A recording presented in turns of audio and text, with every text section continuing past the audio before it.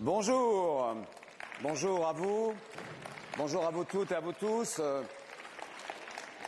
Bonjour à ceux qui sont ici physiquement présents à Brest, Brest Finistère, Brest Bretagne, Brest la chaleur de ces 3 journées qui nous ont permis de nous rassembler autour du One Ocean Summit.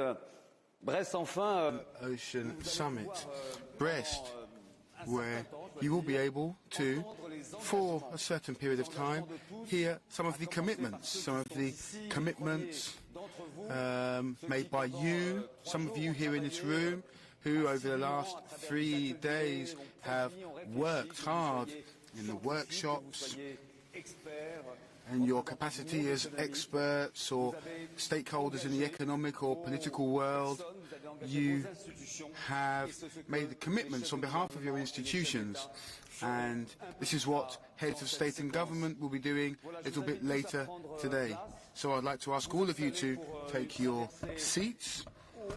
So we will be embarking on a rather ambitious crossing, let's say, because we are late for the ocean, but we should be on time. We also have some young people here present. Que le président de la République a adressé à ses homologues, de nombreux messages de celles et ceux qui, empêchés par la crise sanitaire, pour diverses raisons et notamment parfois des catastrophes climatiques, je pense notamment à nos amis et au président de Madagascar, qui ont été obligés de rester dans leur pays, mais ils ont envoyé des messages et c'est ces messages que nous allons entendre. Ces messages ne sont pas du blabla, ce sont des engagements. Voilà ces contributions de très haut niveau. Je vous propose de les découvrir ensemble. Malgré la distance, les pays insulaires vont commencer, c'est logique. Ceux du Pacifique ont répondu présent. Ils subissent, vous le savez dès à présent, les conséquences du changement climatique plus que d'autres. Ils se sont lancés dans une course contre la montre pour y faire face. Je voudrais notamment penser à ce tsunami qui a ravagé les îles Tonga le 15 janvier. Ce tsunami qui, 10 000 kilomètres plus loin, quelques jours plus tard, a fait renverser un tanker au Pérou, imaginez, et a permis, hélas, malheureusement, qu'une marée noire salisse les côtes péruviennes. Voilà, nous allons pouvoir écouter pendant cette première série de témoignages le Premier ministre des Tonga, le président des Palau, le Premier ministre par intérim des Fidji, le président de la République du Gabon et le président de la République de Côte d'Ivoire.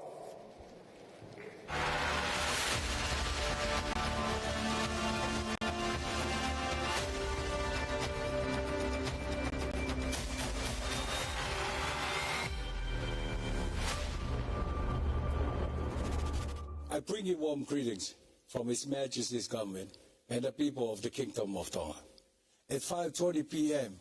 on the 15th of January, the Hunga Tonga Hunga Hapai volcano erupted, resulting in a loud explosion that was heard and felt throughout the Kingdom of Tonga.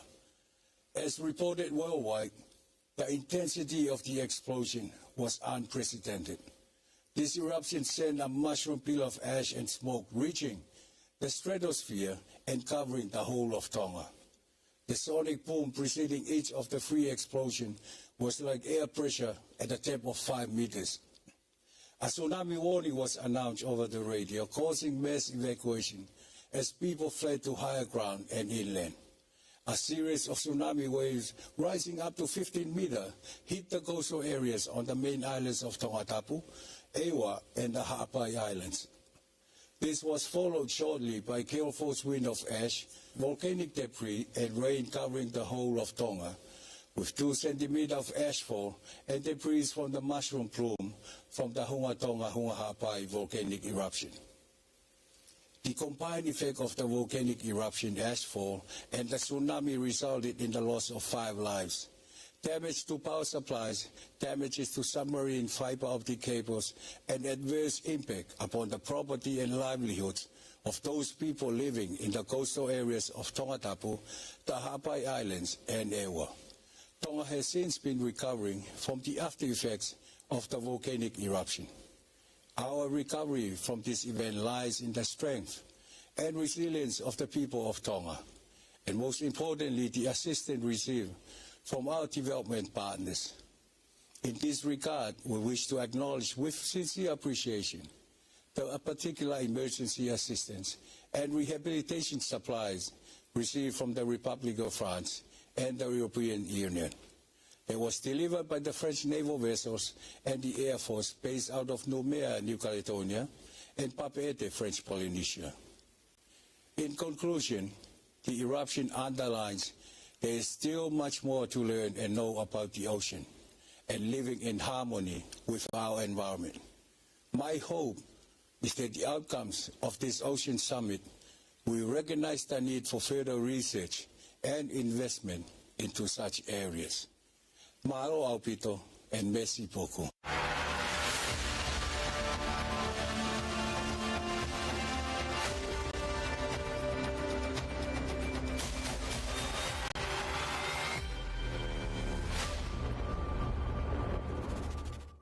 President Macron, Excellencies, ladies and gentlemen, warm greetings and Ali from Palau.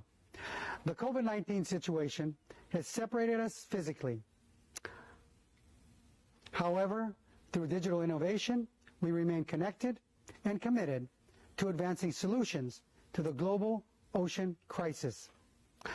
As Pacific Islanders and traditional ocean stewards, we are keenly aware that our lives, our cultural heritage, and our unique ecosystems depend on a healthy ocean. Despite the alarming threats to our ocean, such as warming seas, marine pollution, and ocean acidification, we are confident that our combined efforts will lead to recovery and resilience. I'm inspired by the One Ocean Summit agenda and the launching of the Generation Ocean campaign that aims to be more inclusive of indigenous peoples and local communities in the delivery of transformative ocean solutions for all. Like other small island developing states, Palau has been living with the harsh realities of climate change that, combined with the global health and economic pressures, have hindered our ability to achieve our sustainable development goals. As I mentioned recently at COP26, the ocean climate biodiversity nexus demands an amplified global response to the climate and ocean crisis. It's time we make bold commitments with realistic timeframes and infuse accessible financing, new ideas, and equitable partnerships to help communities and countries build resilience towards a thriving planet and a sustainable ocean economy. My friends, we are racing against time to save our ocean. To remain ahead of this race, we must be like the Ka'bel, Palau's fastest war canoe, that depended on each crew member to fulfill their duties. Similarly, we must each take responsibility and work in unison to protect our ocean, our people, and our prosperity. Our survival depends on swift and collective action. On April 13th and 14th, we are partnering with the United States to convene the 7th Our Ocean Conference in Palau, and we invite you to join us. Excellencies, ladies and gentlemen, our actions will help overcome the challenges of our time and ultimately save our ocean. See you in Palau. Thank you. E kong masulang.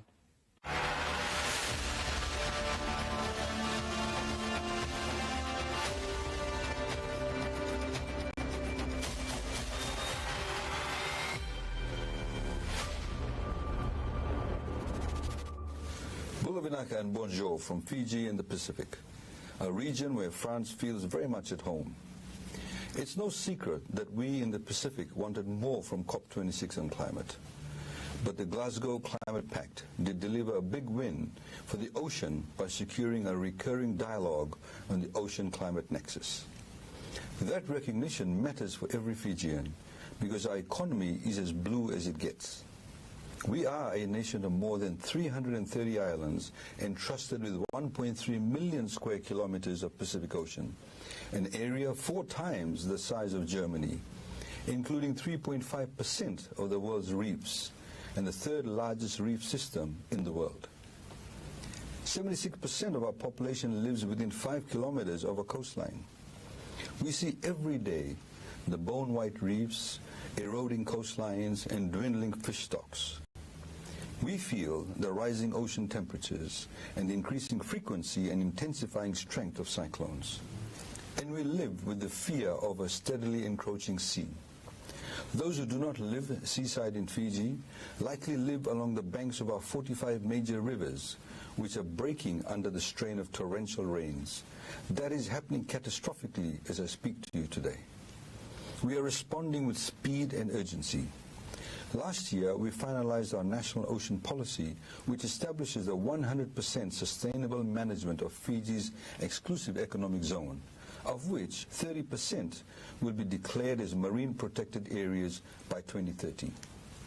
And we've banned deep-sea bed mining in this decade. We call on every ocean state, including Europe and the island territories, to join us in those commitments.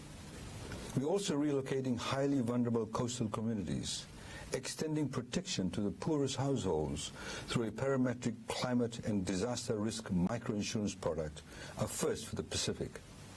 And we've also banned single-use plastic bags and styrofoam.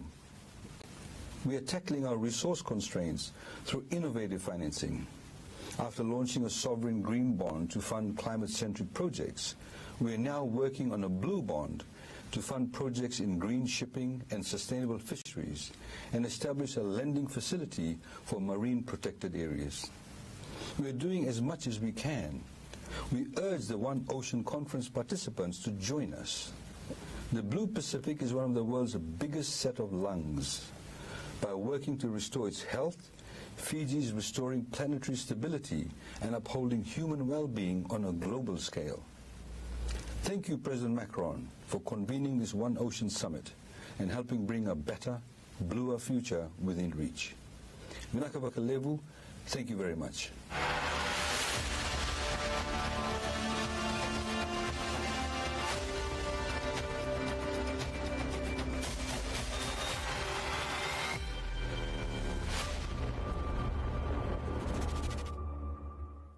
COP après COP, le Gabon mène le COP combat after COP, contre le réchauffement Gabon is climatique. continuing to fight against combat au service de la climate planète. change. This is Car c'est something that l'avenir we're de notre fighting on behalf humanité of our qui est en planet jeu. because it is the future of humanity Pour which mener is at stake et here. remporter ce In order combat, to do this and to be le able to Gabon win peut this compter sur fight, sa forêt. Gabon can L'un des count deux poumons on verts de la planète its forest, qui which is couvre one 88% de son of territoire. its forest. It can count on Le its forest as a Gabon kind dispose of d'un autre atout, lung for this. un It is vaste littoral has 90% of its et une territory surface covered by maritime this. dans It has lequel also a vivent large une flore maritime et une area in faune which exceptionnelle. there is exceptional fauna Cet and écosystème flora which est fragile. thrives.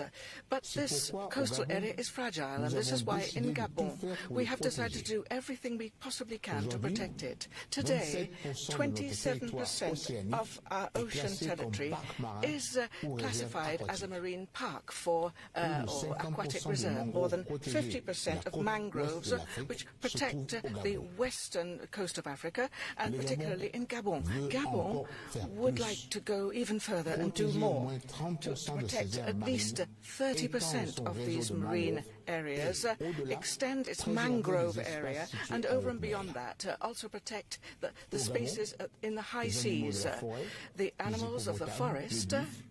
We've got panthers, we've got gorillas, we've got buffalo, and they regularly come to the white sands, which at the edge of our oceans. Gabon is an area where elephants in forests, they are next to, you can see them next to whales on the shore. And so we want to do this not just for a few years, for eternity. Please join us in our fight to preserve the planet.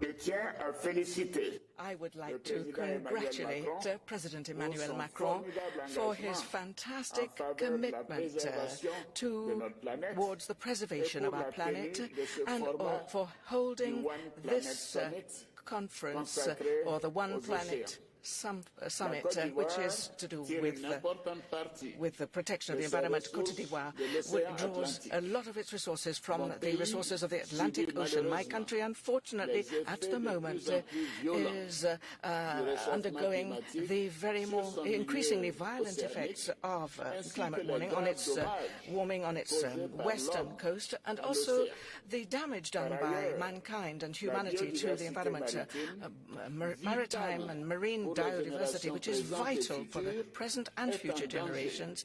It is endangered. It is in jeopardy because of human activity. The Côte d'Ivoire is doing everything it possibly can to protect its ocean and its coast against coastal erosion, damage to the coast, the effects of all kinds of pollution, but also and above all for the resilience of coastal areas in the face of the pressure of human activities. I would like to pay tribute to the support and the accompanying measures of our partners, and we do hope that this One Ocean Summit will make it possible to make people and the world more aware of the fragility of our oceans and the need to preserve them at all costs. My country, Côte d'Ivoire, would also like to see this event, One Ocean Summit, to mobilize finance, which states need to preserve and to enhance the rich potential of our oceans in the interest of future generations and for the survival and sustainability of life on Earth. Thank you.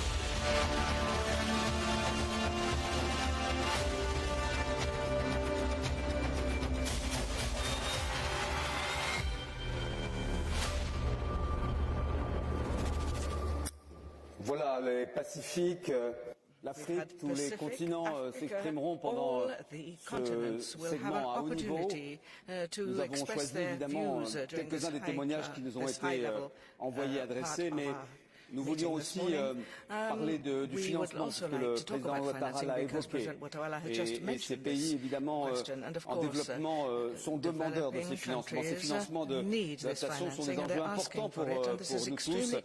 Depuis la COP21, on peut dater le début de cette aventure importante avec cette COP. Les banques de développement se mobilisent de plus en plus.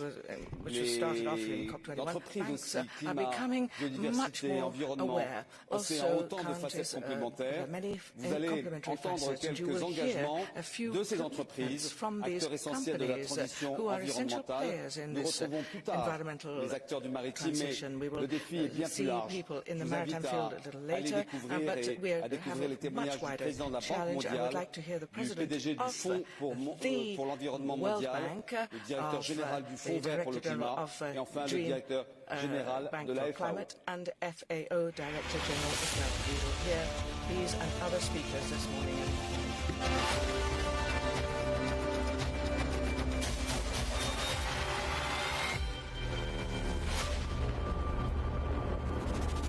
Your Excellencies, I'm pleased to join you as we come together to share our commitment to healthy oceans and economies. Thank you, President Macron, for your continued leadership on this important issue. Oceans form the foundation of our planet and are an integral part of the World Bank Group's support for mitigation and adaptation through our Climate Change Action Plan. The World Bank Group was a co-convener of past One Planet summits, and we remain a committed partner in elevating the critical role that oceans can play as engines of development, providing jobs and food, sustaining economic growth, and supporting the well-being of coastal and urban communities. Our ocean portfolio ranges from support to sustainable fisheries, to coastal management, protection of key ecosystems such as mangroves and coral reefs, prevention of marine plastic pollution, sustainable tourism, and offshore renewable energy. Across these sectors, we deploy a blue economy approach, which promotes the sustainable use of ocean resources for economic growth, improved livelihoods and jobs, and ocean ecosystem health worldwide. Some country examples include Bangladesh and China, where we are supporting the preparation and implementation of projects focused on reducing marine plastic pollution.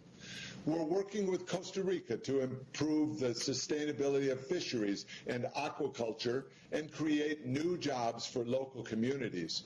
We've developed innovative marine spatial planning tools to help several Caribbean nations create an enabling environment for the blue economy, with a particular focus on gender equality and climate change. IFC, our private sector development arm, recently committed its first $300 million blue loan for recycling 50 billion PET bottles a year by 2025 across 4 countries in Asia and 1 in Latin America to help address the problem of plastic pollution. IFC also released guidelines for blue finance last week, providing guidance on project eligibility criteria, blue bond issuance, and blue lending. The World Bank Group is not alone in our efforts and have benefited from the support of our development partners. Together, we've built ProBlue, a $200 million multi-donor trust fund designed to help countries as they chart the course towards a blue economy. In 3 years, we've already supported more than 70 countries. In addition, we are committed to supporting our client countries to meet their goals on management of ocean resources and to advance their climate and development objectives. We at the World Bank Group are committed to continue working together toward healthy oceans, healthy economies, and healthy communities. Thank you very much.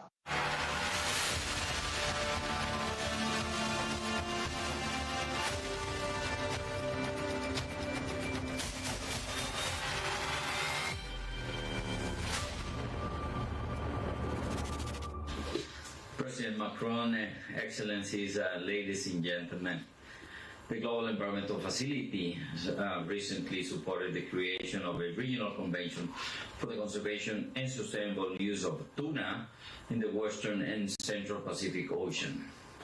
This led to a 500% increase in the value of tuna caught in the area. Building on this experience, the GEF will continue to support data generation and improve governance in areas beyond national jurisdiction. In our next 4-year funding cycle, the GEF will be working to help countries set strong and coherent policies that prioritize a green and blue, clean and resilient future. Safeguarding our one ocean, its rich biodiversity, and supporting the sustainable livelihood of those who depend on it is central to this agenda. The GEF has now committed to invest $350 million of grants for ocean action. As our dear friend Sylvia Earle says, without the blue, there won't be any green in the planet. Thank you so much.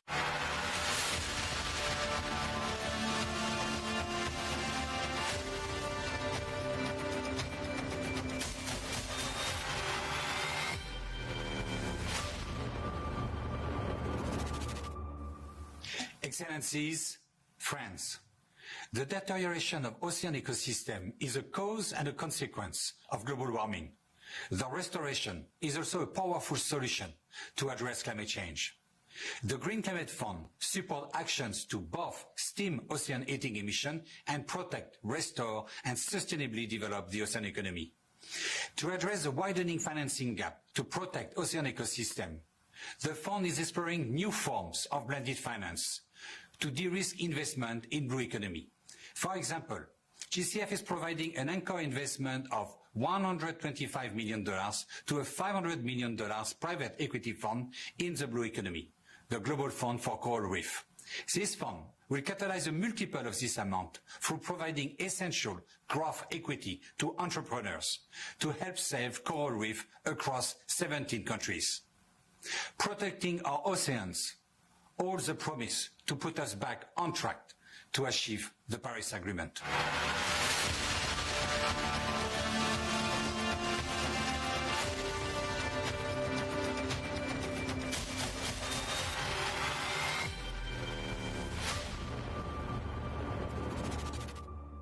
The ocean is vital for our food and nutrition security, our economic sustenance, our planetary equilibrium, and our cultural heritage. Hundreds of millions of people rely on the ocean for their lives and their livelihoods. The ocean is essential for the achievement of all the Sustainable Development Goals, not just the SDG 14. That is why we must ensure that our oceans are effectively and efficiently managed, including through the implementation of agreed instruments and tools on fisheries and aquaculture, such as the Code of Conduct for Responsible Fisheries, which aims to curb negative fisheries practices that are often illegal, unreported, or unregulated. We must support the sustainable development of a sector that has a great potential for growth, providing food that is healthy and environmentally friendly. More aquatic products from the ocean, obtained sustainably through an effective blue transformation, are essential to nurture human beings with growing population and to maintain a healthy ocean and planet. For better production, better nutrition, a better environment, a better life for all, leaving no one behind. Thank you.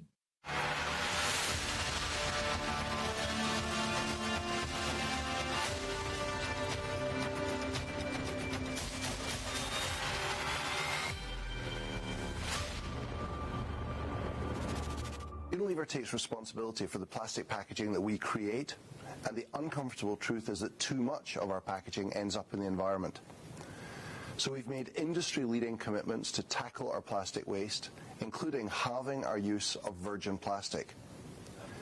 Any business that isn't taking action is failing the environment, failing citizens, and missing a huge business opportunity. We've been working hard at this for years. It's crystal clear to us that we cannot do this alone. We need a global plan to intensify action on a global problem. Our commitment to the ocean is to be a driving force for an ambitious UN treaty on plastic pollution, one that sets legally binding goals to drastically decrease virgin plastic production and dramatically increase the collection and processing of this valuable material.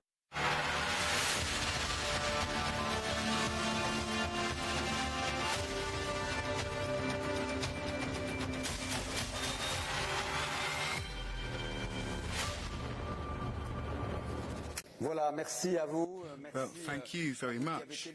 Thank you to all of you who have participated in this meeting during these opening moments in the Pacific, in the Asia region. Thank you to all of you here present from national delegations. I won't cite all of your countries, there are too many of you. But there are also members of the French government who are here amongst us, and the President of the Republic who will be here in just a few moments. We also have Jean-Yves Le Drian, Minister for Foreign Affairs and Europe, Mrs. Barbara Pompili, the Minister for Environmental Transition. We also have the Minister for Higher Education and Research and Development here present. So we have a few, perhaps, tired faces here because you have been here for the last 3 days working intensely.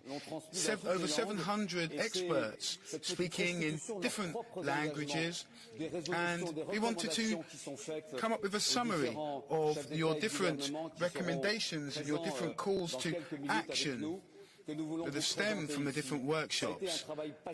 It was absolutely passionate work, inspiring work, which was full of passion but also full of reflections and scientific evidence to back it up. So, this little video is actually only 17 seconds because this is also linked to a very important aspect of the ocean, and now we're going to discover this video.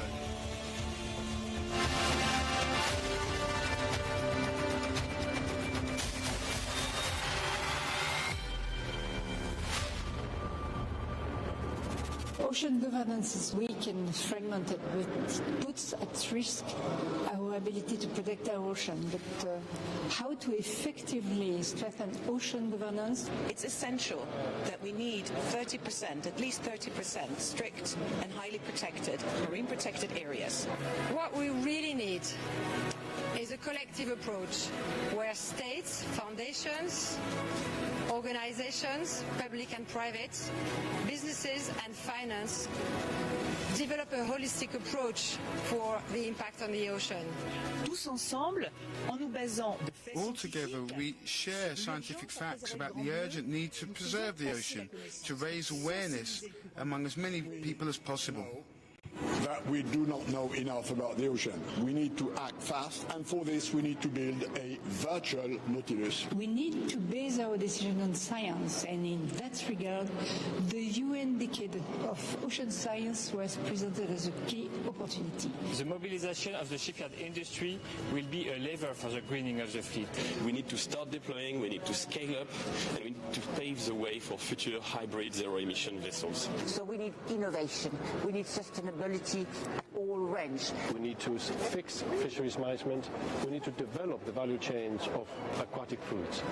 If we do these three things, we believe that aquatic foods are going to feed the world by 2030. We need to make it work for people and nature.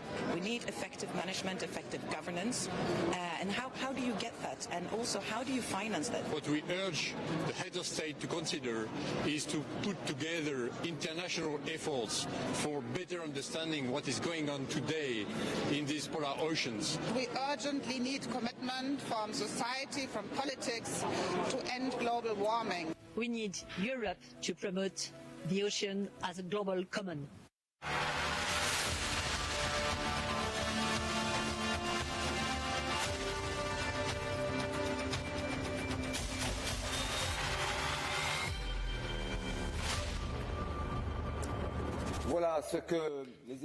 So that's what the experts recommend to us. And they are waiting for the end of this summit to have commitments, because this should be the summit of commitments. We have Sébastien Lecornu, the Minister for Overseas Territories. He's a very important minister for us because 97% of our exclusive economic zone is actually in areas where we find these overseas territories. So now we're going to hear from some stakeholders, and this is coming from international conservation, the world of international conservation. We are going to hear the president of this important institution, but first of all we're going to hear from Harrison Ford. I am the ocean. I'm water. I'm most of this planet. I shaped it. Every stream, every cloud, and every raindrop, it all comes back to me. One way or another, every living thing here needs me. I'm the source. I'm what they crawled out of. Humans are no different. I don't owe them a thing. I give, they take, but I can always take back. That's just the way it's always been. It's not their planet anyway. Never was, never will be. But humans, they take more than their share. They poison me, then they expect me to feed them. Well, it doesn't work that way. If humans want to exist in nature with me and off of me, I suggest they listen close. I'm only going to say this once. If nature isn't kept healthy, humans won't survive. Simple as that.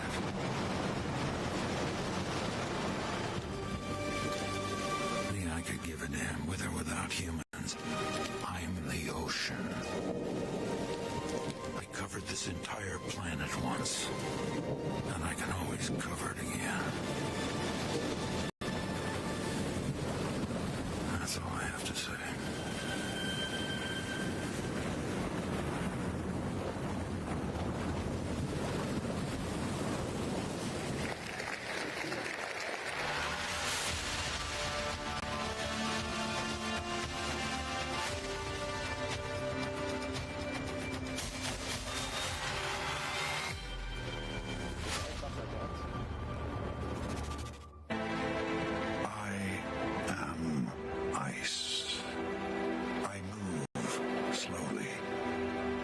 Keep the world cool.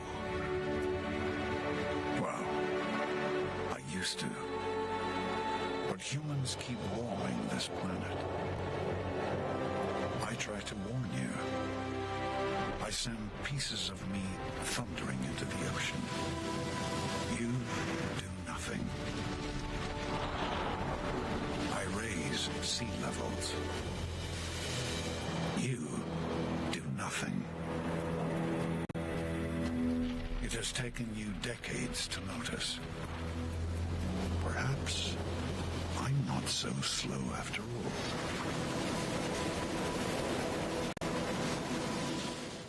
Voilà. Merci, well, there you go. Thank you very much, Liam Nelson. Les océans, les pôles, oceans and poles, it's the same history, it's the same world. And all of that goes together, and all of that is going rather badly, as you see. Stop the decline, as Peter Thompson, the UN Special Envoy for Oceans, tells us. So it's now or never. Brest here is the start of a very important period. The President of the Republic, as we know, France has the presidency of the European Union, will be, in just a few weeks' time, continuing to carry the torch of this fight. At the UN level, fighting against the single-use plastics. Then we will be launching the BBNJ Treaty. For over 10 years, the world has been negotiating to find a solution for this natural phenomenon that covers 70% of our planet. And we also have an important event coming up in Palau. And John Kerry, who's here in the room with us today, will also be there. And indeed, we already know what's at stake. It's been told to us by the President of Palau. And then at the end of June, we will have COP27. The United Nations will also be concerned, of course, by this, but there will also be other important meetings. The COP15 in Kunming in China, the event that was postponed due to the pandemic. And there will also be the climate COP that will be presented to us by the President of Egypt, who's come especially to Brest to speak about how he is committed to the climate challenge. And now we have the President of the Republic arriving here in the room, and we are, of course, delighted that he can be here with us today.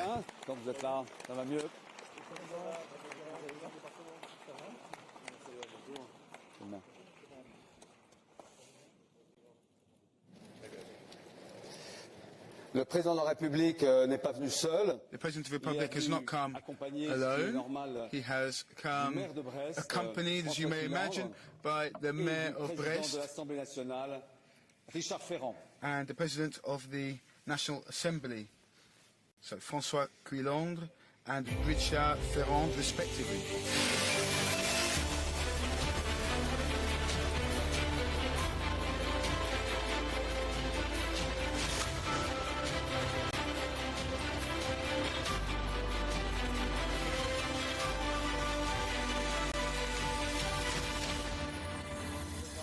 Vous avez presque tout votre gouvernement. President of the Republic, almost all of your government is here. We also have the Minister for the Sea, who is also with us today. I'd like to welcome her as well.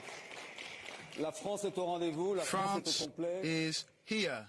the whole team is assembled. Richard Ferrand is a fisherman, for those of you who don't know. He is the MP for Finistère, for this region. He is also President of the National Assembly. We're going to speak to you about Brest, about Brittany. And John Kerry will also be able to speak about this because they're linked to his own origins. We are here at Land's End, Finistère, Land's End. I also like to welcome all of the different representatives of regional and departmental councils. This is a big moment, President. This is your brainchild, in fact, President of the Republic, and you thought about this only 4 months ago, the 3rd of September in Marseille, in the Mediterranean region. You were speaking about biodiversity in the Mediterranean. You were listening for over 4 hours to 50 experts, some of them present here today, who didn't need to convince you, but who were recalling to you, reminding you, rather, the situation. And that was where you announced on the 3rd of September, around midday, that you were going to organise this first summit for the ocean, the One Ocean Summit. You wanted it to take place here in Brest, here in Brittany. And, of course, we salute the work of the members of Parliament present, and we would like to call upon François Crillon, the Mayor of Brest, to say a few words.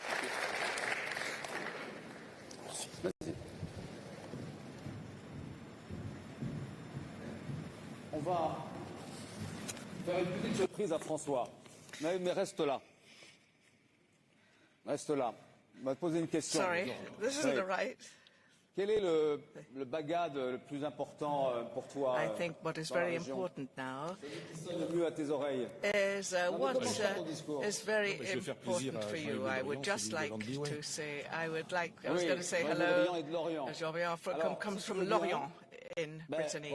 So perhaps you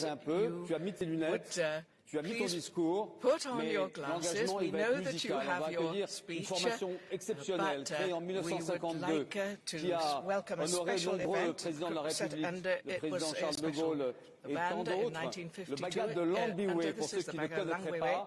This is an exceptional group. I'll tell you a little bit more about them now, but we still understand them very well. There's the Bagad, the Langwewe.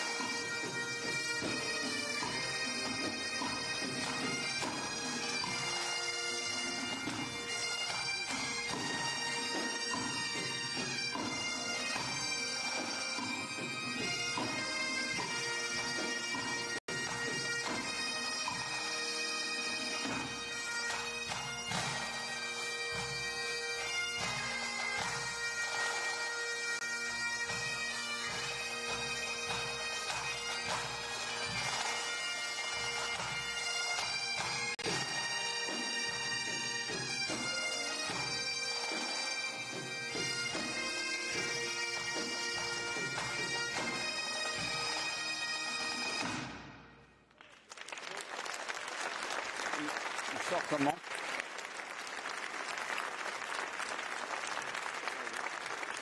On va sortir.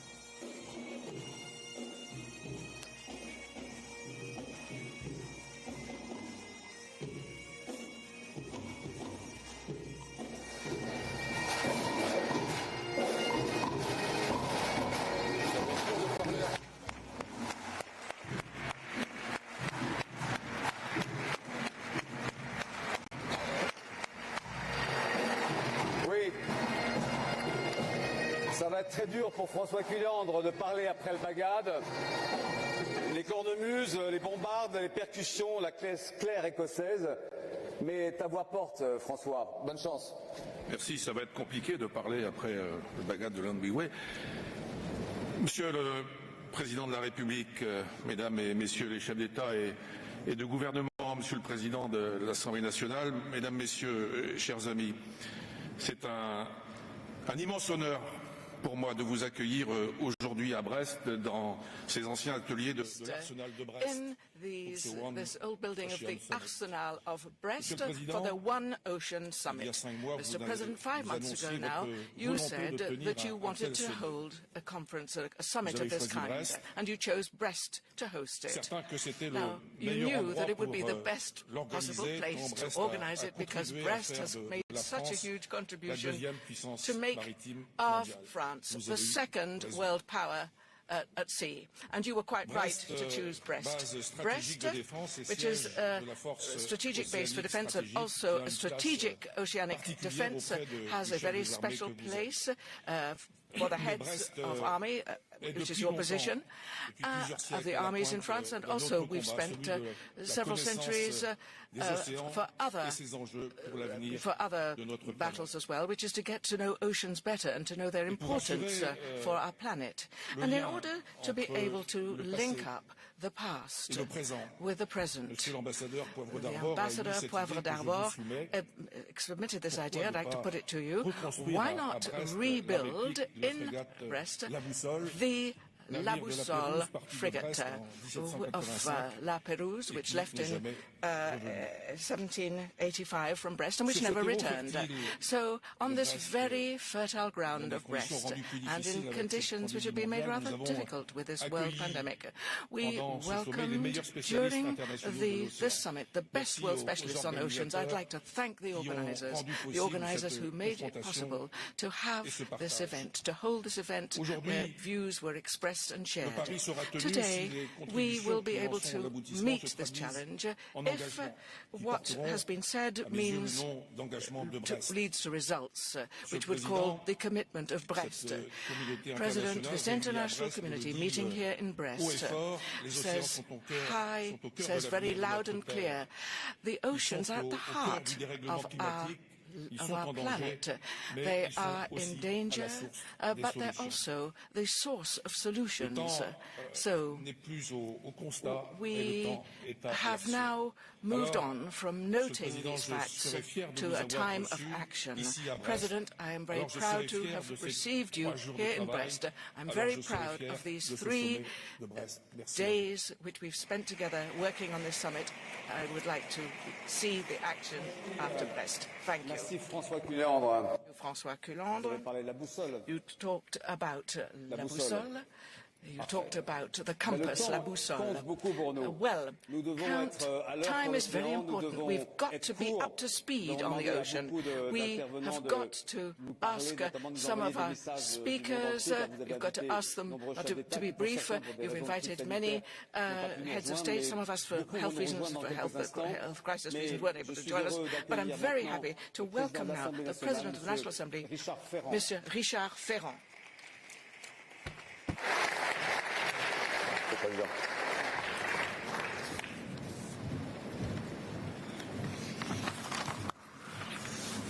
Monsieur le Président de la République, President of the Republic, Mesdames et Messieurs les représentants des États, representatives Mesdames et of Messieurs les states, présidents et représentants des assemblées parlementaires, Mesdames et Messieurs, je suis évidemment speakers of particulièrement national heureux assemblies de me and parliaments. trouver, I am particularly Monsieur le happy to maire find de myself Brest, at the side of the accueillir Mayor ici en of France, Brest, en to be able to Bretagne, welcome singulièrement à Brest, to France pointe avancée and to Brittany, and de la particularly France dans to l'océan Atlantique, Brest, ce sommet mondial. this World En Summit septembre here in 2019, Brest in September c'est ici, 2019. à Brest, It's here in qu'avec Brest mes collègues that with my présidents colleagues, the d'Assemblée Presidents des of États-Unis the Assembly of the d'Amérique, United States of d'Italie, America, du Japon, Italy, du Japan, Royaume-Uni, du United Canada, Kingdom, d'Allemagne, Canada, du Parlement européen, Germany, and nous the sommes European mobilisés Parliament, we par une got together déclaration and we commune made a pour joint declaration to et les invite Nations Unies states and à se United saisir de la Nations préservation et to de la deal with valorisation the des océans. preservation and enhancement of oceans. Now, this is probably an opportunity to underscore the special responsibility of national parliaments, of men and women who are represented here, of local and regional authorities and civil societies in this essential situation which concerns the oceans. All over the world, oceans have been used by man, but are not really represented in our discussions as land areas are in our discussions. But nonetheless, this is a space which is not represented, should not remain invisible, and especially oceans which cover 71% of the surface of the globe. Now, if we look at the coastal regions, you realize the order of magnitude, you realize the order of grandeur, you realize the size of these coasts which stretch out to infinity. They are so important that despite the ocean, the oceans are subject to different kinds of pollution, acidification, and general kind of pollution. And for the first time, perhaps, we are assessing, perhaps the first time in the history of mankind, that oceans are not infinite, because they might well submerge us, they might endanger us. If we had the very damaging idea of not respecting them. So these oceans are lungs of humanity, they are sources of energy, they provide food, they are the allies of sustainability of humanity. And a space which is not represented, but oceans must not remain invisible. We must look after them, we must take care of them together. We must accept the need to move from words to deeds, because we must be aware of the importance of them, because if we weren't to face up to this, this would be a very big mistake, and it would lead us to think quite wrongly that the patience of oceans is absolutely infinite. L'Outre-Amont, I have to say, I know what is the deepest, the most impenetrable of the two. Oceans or the human heart, which of these is the deepest? I'm sure that today, meeting with our different responsibilities, different customs, our different nationalities, our different customs as well, we must act together.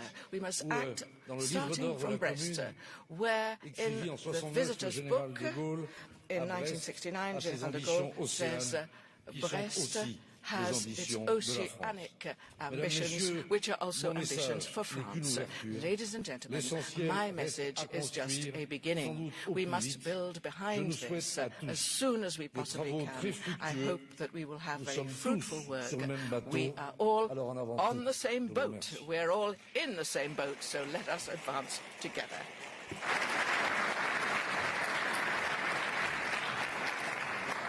Merci, Monsieur Thank le you, Président de l'Assemblée nationale. President of the National Assembly. Le sommet a commencé à 9 h, mais The summit began at 9 o'clock. However, now we've reached the business end of things. Heads of state and government are going to take the floor, make commitments, and of course we are delighted and honoured to have Emmanuel Macron, the President of the French Republic, here with us. You have the floor.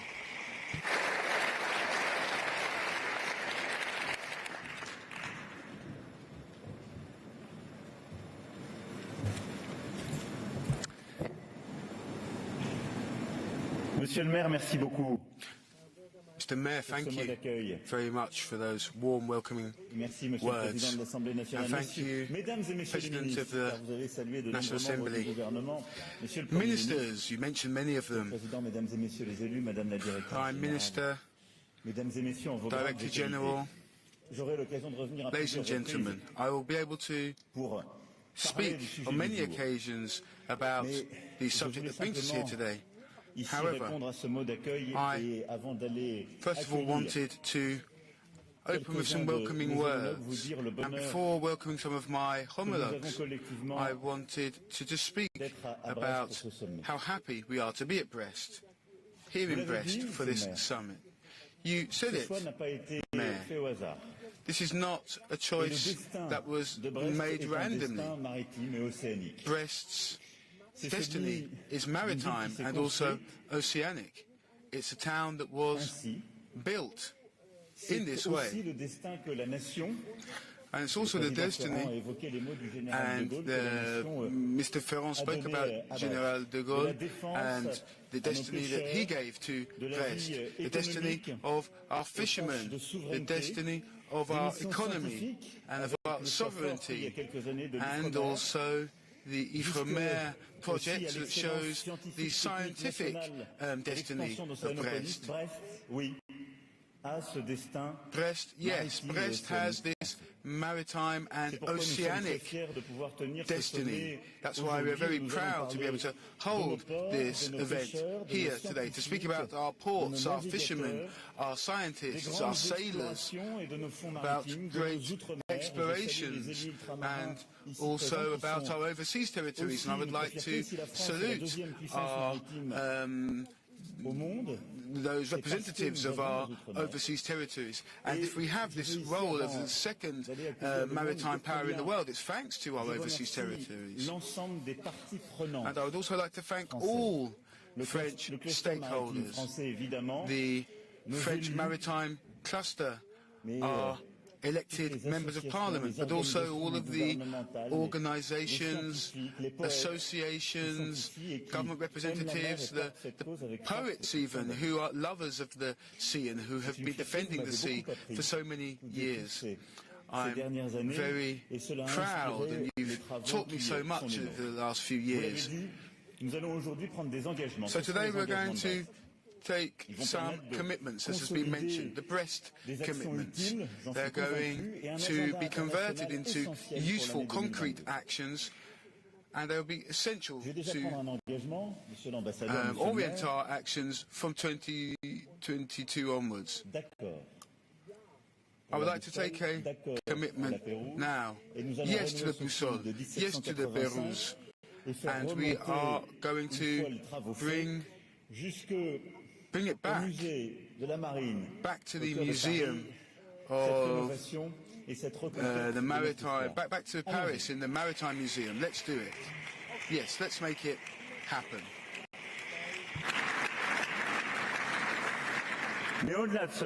But beyond that, and before speaking about issues linked to fishing and exploration and biodiversity, none of that would be possible without this spirit of mutual solidarity that reigns when we speak about the sea. And we can also speak about Le Havre, Le Mileno, and the 3 sailors who died at sea not too long ago.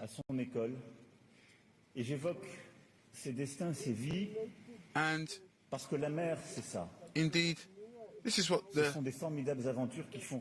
sea is all about. It can be about wonderful adventures. It can also be about tragedy.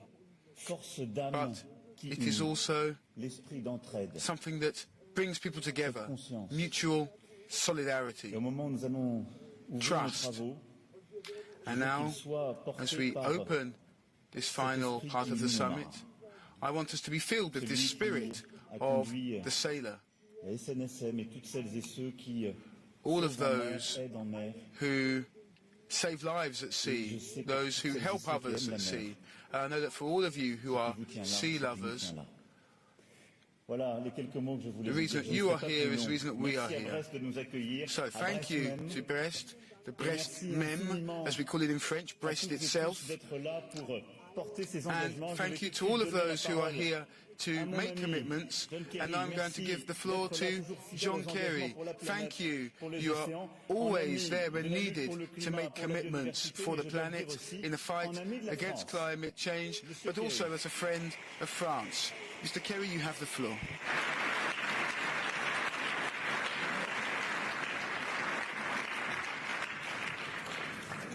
Merci, Monsieur le Président. Thank you, President. Distinguished guests, members of the ministries of France, Mr. Mayor, ladies and gentlemen. Mr. President, it's a great privilege. Thank you for affording me a few minutes to be able to share a few words. And I am grateful to everybody. I bring you President Biden's greetings. I assure you he is deeply committed to this endeavor. And we look forward to working with you and appreciate enormously the leadership of President Macron in putting together the One Ocean Summit.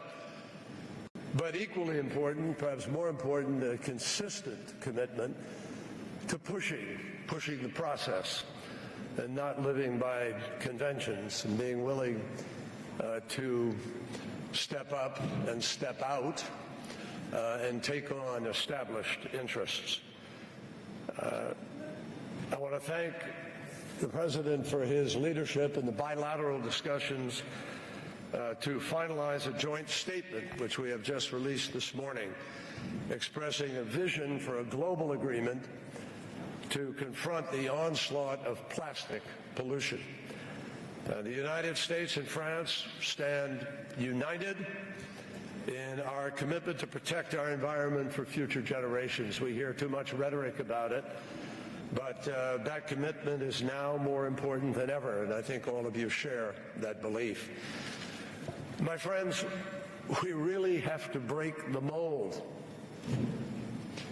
We're stuck, frankly, and we have to push establishment institutions to understand the urgency of the plight within which we all find ourselves. Everybody here is passionate about the ocean, and it's wonderful to be in Brest, which has played such an amazing role in the history of France, the history of this region. But we've come together because we understand the urgency. There's a reason. There's a One Ocean Conference now. There's a Our Ocean Conference in Palau. There's a subsequent conference in Portugal, another conference with the United Nations. And we can't have too many, but we also can't just settle for talk. We have to, for the sake of our citizens, for the sake of the unity of a community of nations, give meaning to the words. And that is what brings us here today. That and the belief which we all understand, but not enough people are aware of, that it is indeed, as we heard in the poetic presentations of those videos, it is the ocean that makes life on Earth possible. It produces more than half of the oxygen that we breathe, and even that is at risk. More than 50 to 80% of that oxygen comes from the life of the ocean. And indeed, the ocean provides food and livelihood for billions of people. It is the place where more than 80% of all life is found. And all of us who care deeply about the ocean have come to Brest to make a commitment that this has to be a year in which we work overtime to connect the dots for our citizens.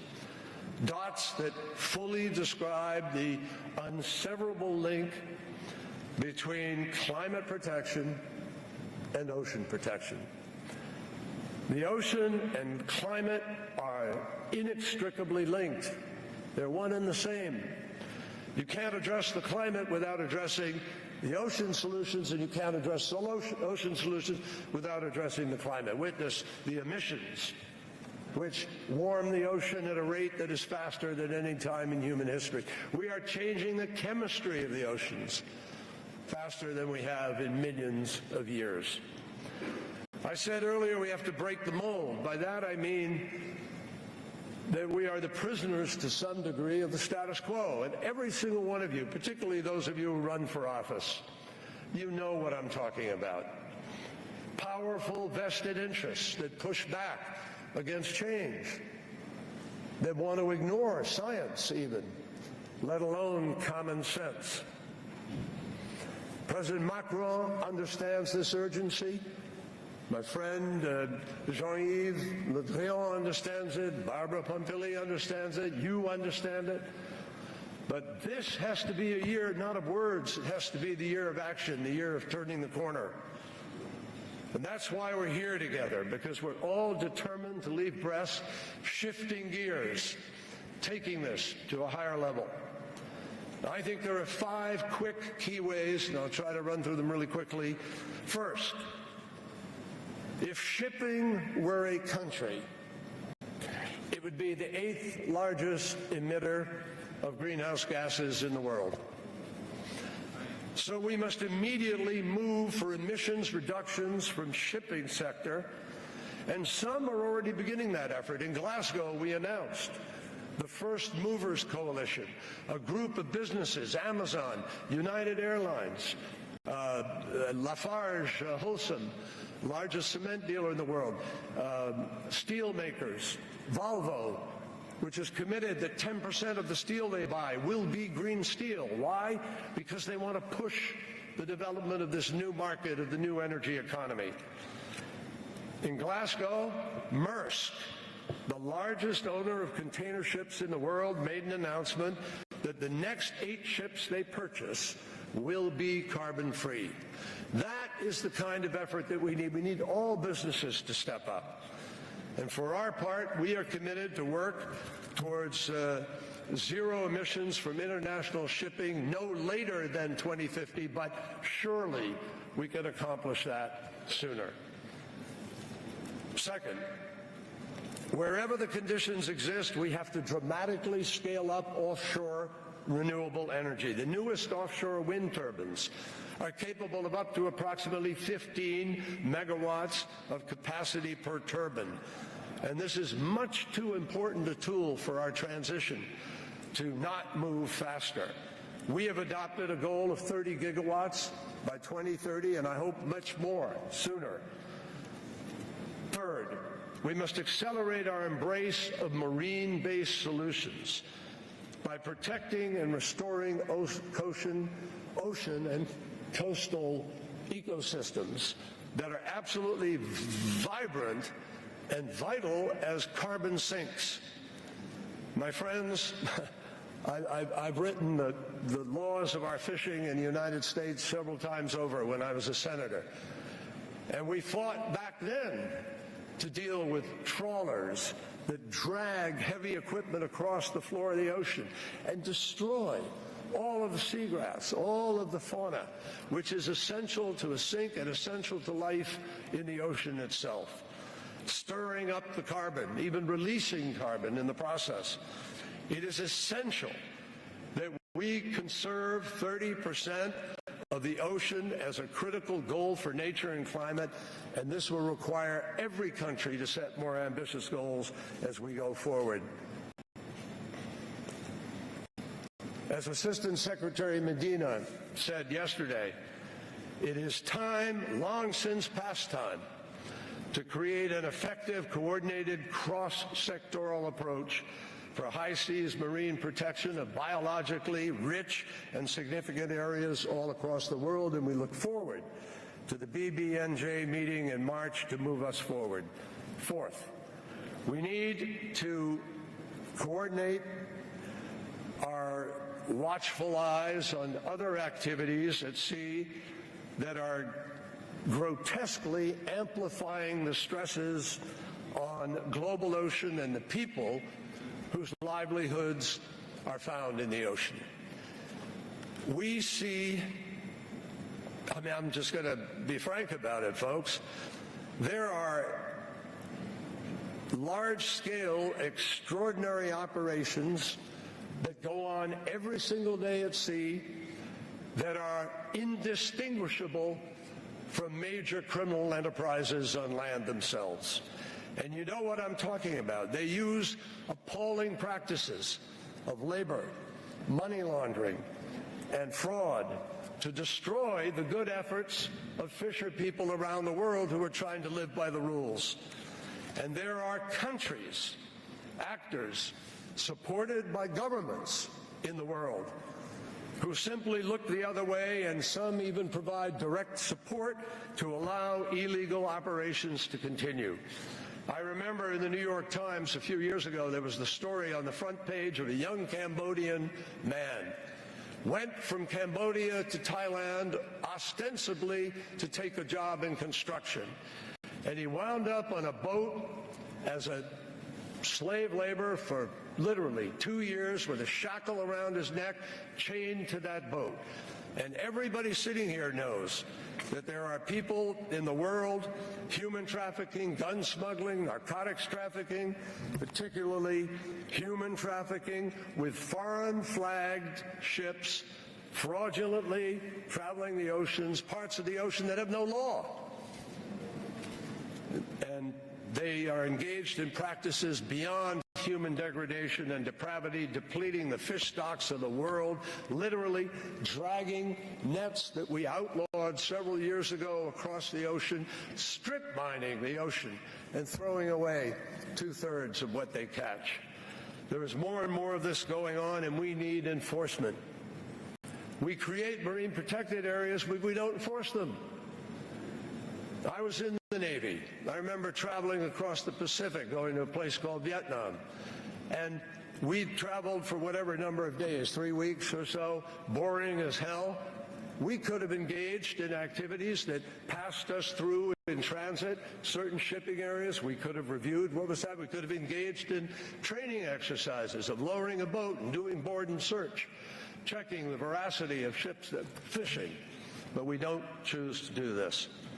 So finally, my friends, how many years have we been reading about and talking about plastic? The great Pacific garbage patch grows in size. And all of us here, I know, are outraged by the images of whales washing up on the shore. And when they open up the bellies of the whales, they find 15 bags or more of plastic.